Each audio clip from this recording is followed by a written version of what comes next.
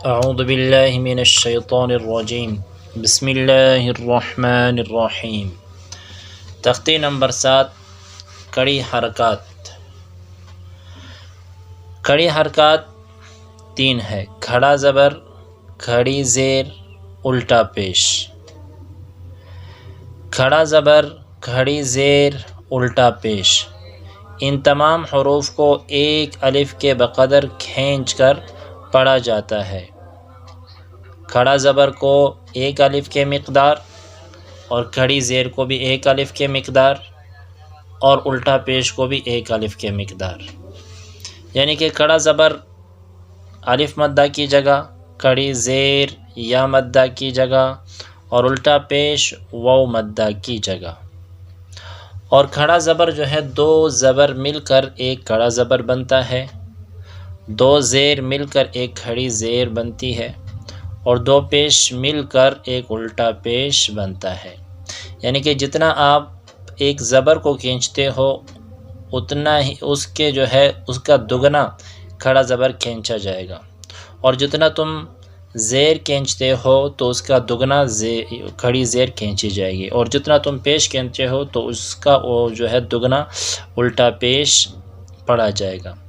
تو اس کے ہجے کرنے کا طریقہ یہ ہے کہ ہجے کرتے وقت ہر ایک کو علیحدہ علیحدہ سانس میں پڑھنا ہے، اور پھر روانگی میں تینوں کو ایک سانس میں اس طرح پڑھنا ہے کہ ہر ایک کی آواز دوسرے سے نہ ٹکرائیں۔ ابھی ہم شروع کریں گے۔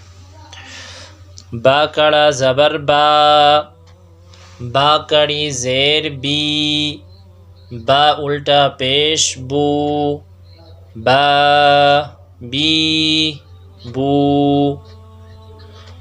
اس کا ایک طریقہ یہ بھی ہے کہ بچے سے کہیں کہ انگلی رکھے، اور جب آپ نے کھڑا زبر جو ہے انگلی اٹھا کے واپس نیچے کر لیں، یہ بھی کھڑا زبر کا مقدار ہے۔ کھڑے زبر کا مقدار یعنی کھڑا زبر کھڑی زیر الٹا پیش ادا کرتے وقت انگلی اٹھا کے واپس نیچے کر لیں تو یہ بھی کھڑا زبر کا مقدار ہے۔ جیسے یا کھڑا زبر یا کھڑی زیر ی، یا الٹا پیش یو، یا ی یو۔ را کڑا زبر را، را کڑی زیر ری، را الٹا پیش رو، را ری رو۔ میم کڑا زبر ما، میم کڑی زیر می، میم الٹا پیش مو، ما می مو۔ لام کڑا زبر لا، لام کڑی زیر لی، لام الٹا پیش لو، لا لی لو۔ واو کڑا زبر وا، واو کڑی زیر وی، واو الٹا پیش وو، وا وی وو۔ نون کڑا زبر نا، نون کڑی زیر نی، نون الٹا پیش نو، نا نی نو۔ حمزہ کڑا زبر آ، حمزہ کڑی زیر ای، حمزہ الٹا پیش او، آ ای او۔ ہا کڑا زبر ہا، ہا کڑی زیر ہی، ہا الٹا پیش ہو، ہا ہی ہو۔ عین کڑا زبر عا، عین کڑی زیر عی، عین الٹا پیش عو، عا عی عو۔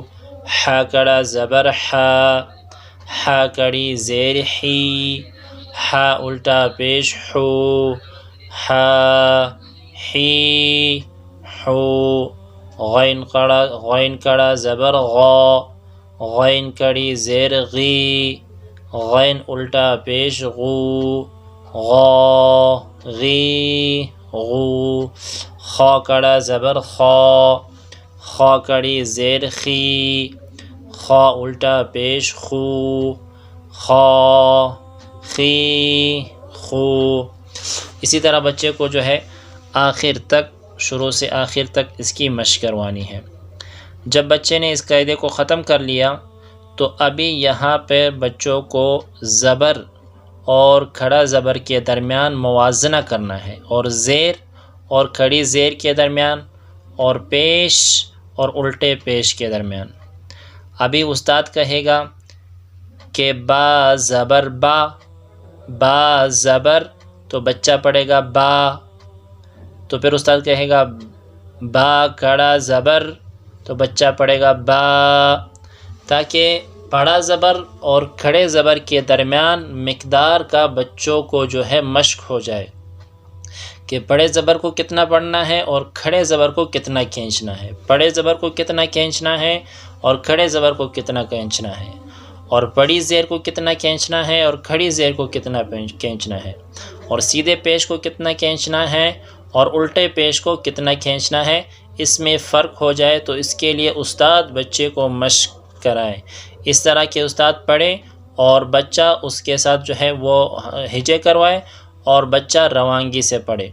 یعنی با زبر، بچہ پڑھے با، تو پھر استاد کہے با کڑا زبر، بچہ پڑھے با، با زیر بی، با کھڑی زیر بی، با پیش بو، با الٹا پیش بو، یا زبر یا، یا کڑا زبر یا زیر یی، یا کھڑی زیر یی، یا پیش یو، یا الٹا پیش یو۔